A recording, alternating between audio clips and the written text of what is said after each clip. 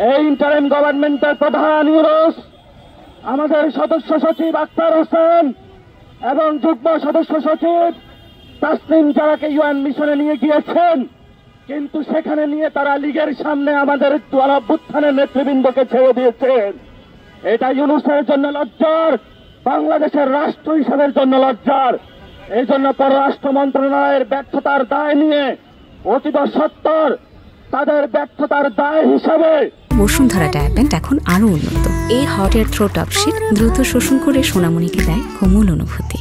বাংলাদেশের মানুষের সামনে এসে তাদের ক্ষমা প্রার্থনা করতে হবে এবং গণঅভ্যুত্থানে যারা রয়েছেন, বাংলাদেশে যে দূতাবাসগুলোতে এখনো আওয়ামী লীগের সাঙ্গপাঙ্গরা রয়েছেন, অতি দ্রুত গতিতে সিভিল সার্ভিস থেকে, সেনাবাহিনী থেকে, বিভিন্ন রাষ্ট্রের অঙ্গ প্রতিষ্ঠান যারা রয়েছে, অতীব সত্তর আওয়ামী লীগের যে গুন্ডা বাহিনী রয়েছে, তাদেরকে দ্রুত গতিতে অপসারণ করতে হবে।